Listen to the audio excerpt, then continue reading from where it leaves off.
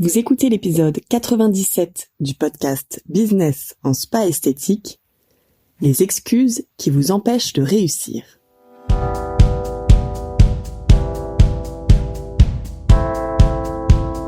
Bienvenue sur Business en spa esthétique, le premier podcast du secteur du spa et de l'esthétique en France.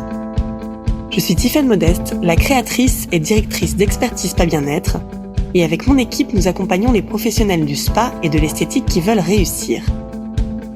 À chaque épisode de ce podcast, je vous propose de découvrir les meilleures astuces que j'ai mises en place au cours de ma carrière et qui m'ont permis d'atteindre le 1 000 000 d'euros de chiffre d'affaires, les outils que je partage avec nos clientes et leurs histoires de réussite, et les témoignages des grands acteurs de notre secteur.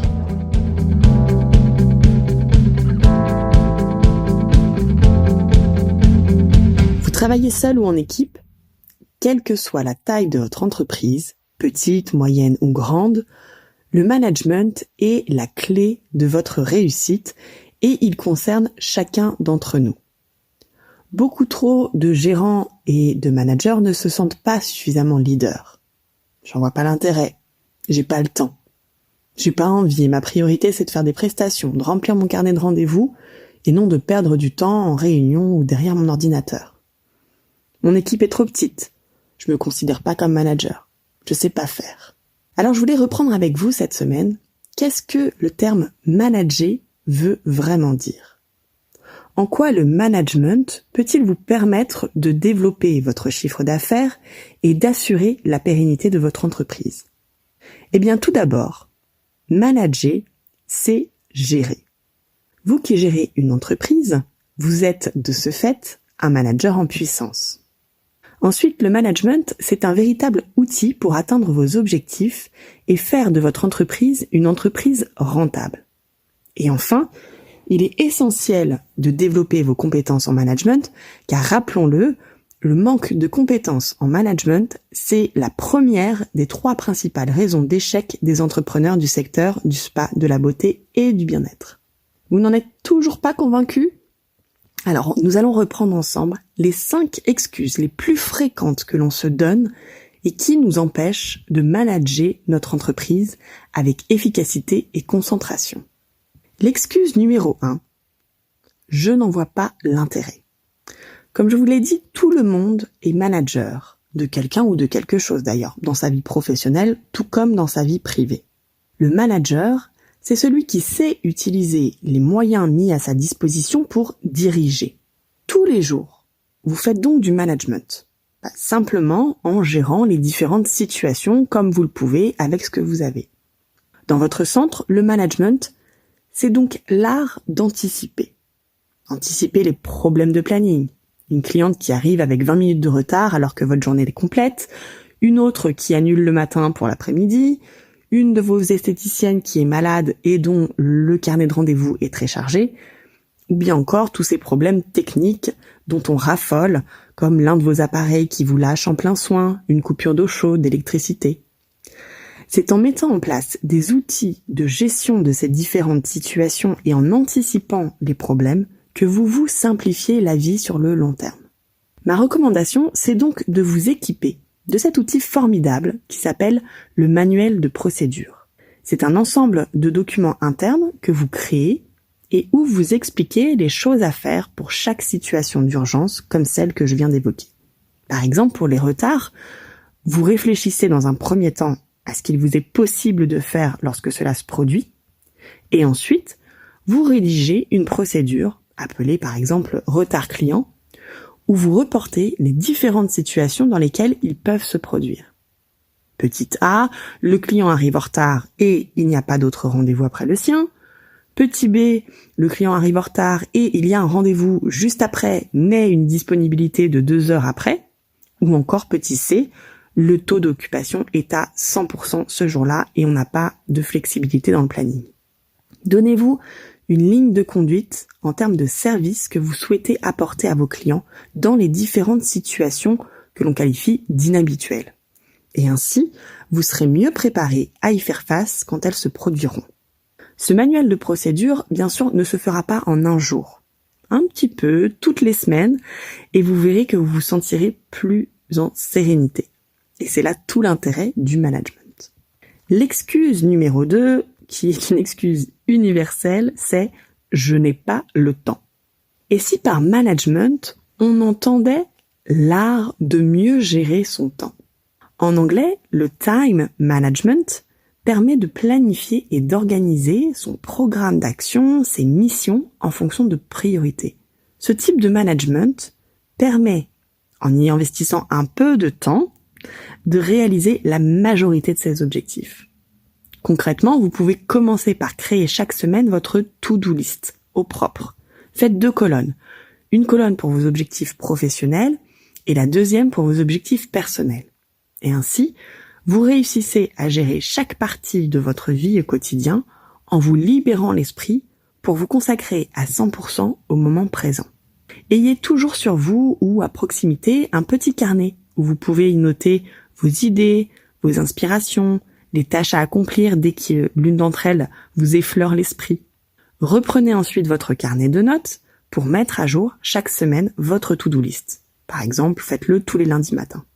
Et enfin, regroupez vos tâches par catégorie pour pouvoir les planifier sur un jour type de la semaine.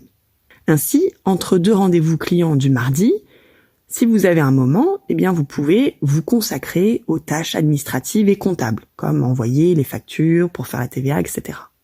Le mercredi, vous pouvez concentrer toutes les actions qui ont lieu autour de votre plan de communication, comme par exemple la préparation de vos événements et de vos publications sur les réseaux sociaux. Le jeudi, vous pouvez dédier cette journée à vos actions marketing et la fidélisation de vos clients. Le vendredi, vous pouvez vous planifier 1 heure chaque semaine pour avancer justement sur votre manuel de procédure, etc., etc. En planifiant ainsi votre agenda et la gestion de vos tâches, vous disposerez de plus de temps pour vous concentrer sur l'essentiel, c'est-à-dire prendre soin de vos clients, prendre soin de votre équipe et faire grandir votre activité. L'excuse numéro 3, c'est « je n'ai pas envie, j'ai d'autres priorités ». Le propre de tout entrepreneur n'est-il pas de faire grandir son entreprise? Vous êtes vous-même entrepreneur, donc votre priorité numéro 1, c'est de générer suffisamment de chiffre d'affaires pour pouvoir faire grandir votre activité et en vivre. Or, la croissance de son activité se prévoit et se planifie. Et cela passe nécessairement par le management. Donc, si vous n'avez pas de vision claire de votre business, vous pouvez programmer les actions qui vous permettront d'atteindre votre objectif. Pour cela, prenez 5 à 10 minutes pour vous poser et réfléchir. Quelle est ma vision pour toute cette année? Où vous voyez-vous, alors vous et ou les membres de votre équipe, à la fin de l'année? Que souhaitez-vous réaliser? Quel est votre objectif de réussite numéro 1? Imaginez ensuite 3 à 5 actions vous permettant de réaliser votre projet cette année. Notez ces idées à la première page de votre carnet d'inspiration, dont je vous ai parlé juste au-dessus. Et en cas de coup de mou, de baisse de motivation, il sera toujours bon pour vous d'y jeter un œil afin de vous rebooster. L'excuse numéro 4, c'est « mon équipe est trop petite. Je me considère pas comme un leader ». Alors, que vous soyez 2 ou 3 ou 4 ou plus, chaque personne de votre équipe est importante. Et en tant que chef d'entreprise, vous avez beaucoup de responsabilités, dont celle sociétale de donner un emploi à d'autres personnes pour faire grandir votre entreprise. Alors, bonne nouvelle, vous pouvez aussi faire grandir chacun de vos salariés qui contribueront encore plus à la croissance de votre centre. Et c'est tout le but du management d'équipe. Faire que chacun des membres puisse s'épanouir dans son travail, apprendre régulièrement et gagner en responsabilité dans le but d'atteindre des objectifs communs. Et cela commence par l'écoute. À quand remonte votre dernier entretien avec chaque personne? Alors, il y a bien sûr eu le tout premier, l'entretien d'embauche, mais depuis, savez-vous ce que vos salariés ont envie d'accomplir à l'heure actuelle? Est-ce qu'ils ont toujours les mêmes motivations qu'au début? Comment celles-ci ont évolué? Qu'attendent-ils de vous et de votre entreprise? Le fait d'instaurer le dialogue régulièrement, de manière collective ou individuelle, permettra à votre équipe de se sentir reconnue. Et c'est la reconnaissance qui arrive en tête des facteurs de motivation au travail. On l'entend souvent d'ailleurs lorsque les équipes s'expriment. Je me sens pas suffisamment reconnue dans mon travail. on me remercie très rarement, voire pas du tout, alors que j'avais le sentiment de m'investir à fond. Et dans les pires des cas, du coup, j'en fais moins, car je n'ai pas de réelle reconnaissance pour mes efforts. Nous aspirons tous à ce que la valeur de notre travail soit reconnue. Vous avez donc les clés en main, en tant que chef d'entreprise et gérant, pour le faire avec votre équipe, aussi petite soit-elle. Planifiez dès à présent un entretien individuel de 30 minutes avec vos salariés. Faites une introduction pour exprimer l'enjeu de celui-ci et son cadre. Par exemple, ça peut être « Nous nous voyons aujourd'hui pour faire un point sur ton expérience chez nous et pour voir comment nous pouvons évoluer ensemble sur cette année afin de nous développer encore plus. » Posez ensuite 3 questions. Comment te sens-tu dans ton travail? Quel est le bilan de l'année que tu as passé depuis dans l'entreprise? Et comment aimerais-tu voir évoluer tes missions au sein de l'entreprise? Prenez des notes, notamment sur les axes d'amélioration exprimés et les attentes de chacun. Ces idées vous donneront de nombreuses pistes à explorer dans le développement de votre activité. Faites confiance à votre équipe. Enfin, l'excuse numéro 5, c'est « je ne sais pas faire ». Le management, ça s'apprend. Tous les entrepreneurs vous le diront, les indispensables pour devenir un bon manager sont numéro 1, la formation préalable, numéro 2, la mise en application sur le terrain, avec les expérimentations, les expériences. Donc si vous voulez éviter les erreurs, notamment celles qui se répètent et dont les conséquences peuvent être désastreuses, comme des conflits dans l'équipe, un sentiment de tout donner sans obtenir de résultats escomptés, eh bien formez-vous aux techniques de management et développez votre leadership.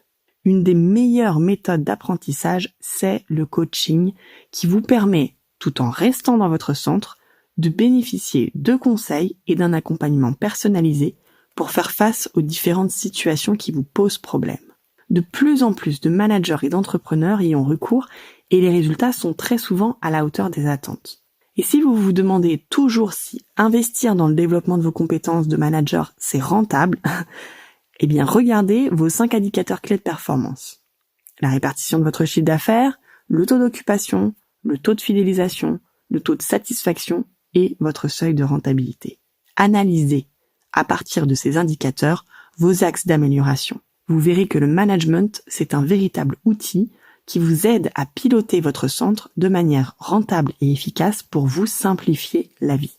Alors, vous qui travaillez sans relâche au cœur des relations humaines, les clients, les collègues, les fournisseurs, les partenaires, les commerçants, etc., le management, c'est le développement durable de votre activité. Vous avez désormais les clés en main pour développer vos compétences de management et faire de votre spa ou de votre centre beauté bien-être une entreprise rentable où il fait bon vivre. Si vous aimez ce podcast, rendez-vous sur le site Expertise Spa Bien-être pour découvrir les cours et le programme d'ESVE qui ont déjà aidé des milliers de gérants, managers et leurs équipes à développer leurs compétences et les performances de leur business. N'oubliez pas de vous abonner au podcast dans votre plateforme d'écoute préférée et de nous partager votre avis. Cela nous aide énormément. Merci et à la semaine prochaine.